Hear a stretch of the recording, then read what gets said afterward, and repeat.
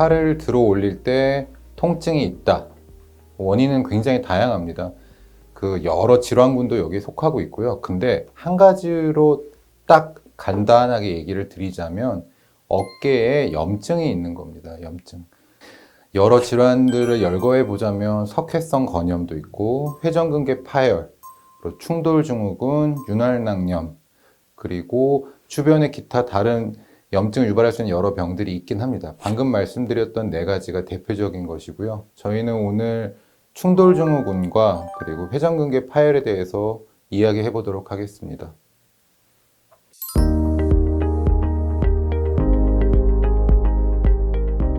어깨가 충돌하는 거, 그게 이제 어깨 충돌증후군인데요. 우리 어깨에는 지붕이 있습니다. 지붕. 덮고 있는 덮개인데 양쪽 우리가 이렇게 딱 쓰면 옷이 이렇게 떨어지잖아요.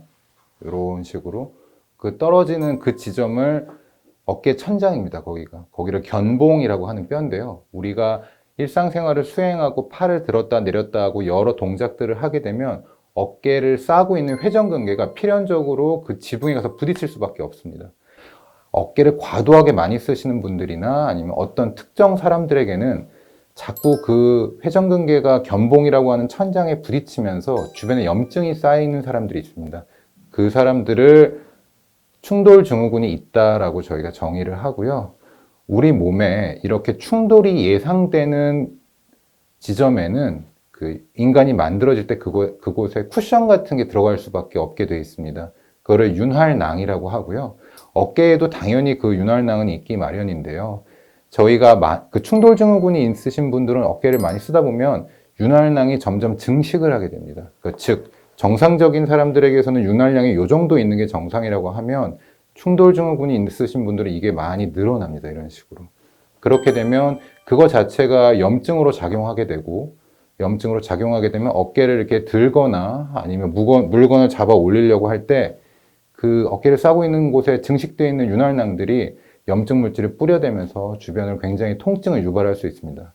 그렇기 때문에 충돌증후군은 원래 정상적으로 있는 윤활낭이 많이 증식된 사람들한테 오는 거고 그렇기 때문에 팔을 들기가 어렵다. 그렇게 설명드릴 수 있겠습니다.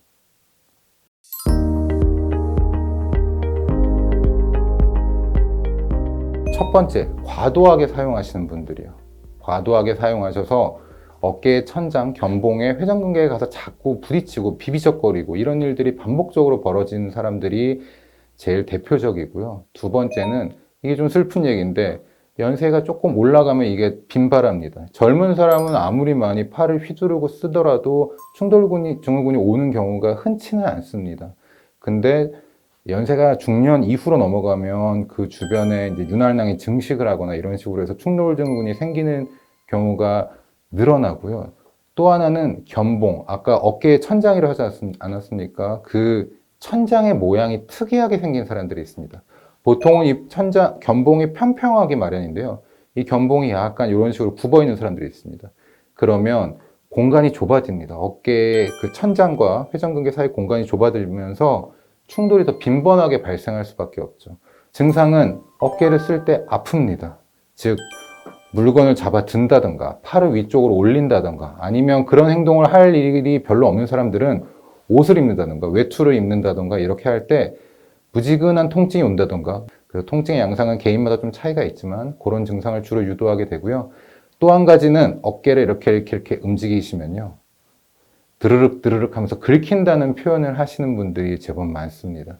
그게 왜 그러냐면 윤활낭이 증식을 해서 이렇게 움직이면 회전근개와 지붕 사이에서 증식된 윤활낭들이 이렇게 비벼지면서 드르륵 드르륵 하는 느낌이 나는 겁니다.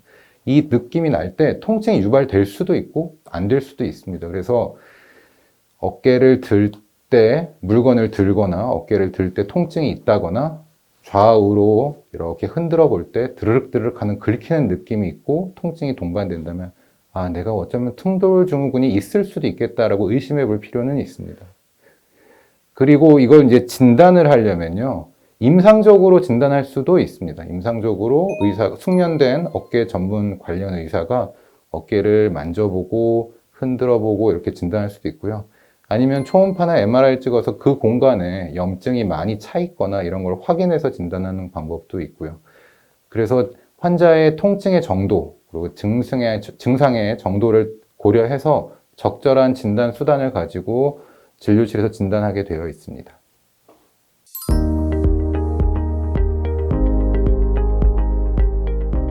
어깨 충돌 증후군의 치료는 일단은 쉬는 겁니다. 어깨를 과도하게 쓰는 경우에 이제 충돌 증후군이 잘 생긴다고 아까 말씀드렸잖아요. 이런 분들 휴식 취하는 게 굉장히 중요합니다. 내가 이전만큼 많이 움직이고 격렬한 활동을 하면은 동시에 병까지 낫게 해줘. 이거는 그렇게 쉽지는 않고요. 일단 충분한 휴식을 취하고 증상이 좋아지고 나면 이전에 하시던 그 운동이나 일로 다시 점진적으로 늘려가는 방식으로 이제 복귀를 하시게 될 거고요. 쉬는 게 첫 번째, 두 번째는 소염제 드시는 겁니다. 소염제 정도로도 굉장히 많은 증상의 호전을 기대해 볼 수 있고요. 그게 안 된다면 약을 먹고 충분히 쉬었음에도 불구하고 증상이 많이 남아있다. 그러면 거기다가 스테로이드 주사를 놓습니다. 스테로이드 주사는 여러 번 놓지 않고요. 가급적이면 한 번에 병을 해결하는 방식으로 주사를 놓기 때문에 초음파를 정밀하게 본다든가 MRI를 확인해서 염증이 많은 지역을 선택한 후에 거기다가 소량의 스테로이드를 집어넣어서 증상을 치료합니다. 자, 그러면 수술을 하는 경우도 있지 않냐라고 물어보시는데 현재는 충돌 증후군 자체만으로 수술을 진행하는 경우는 굉장히 드물고요.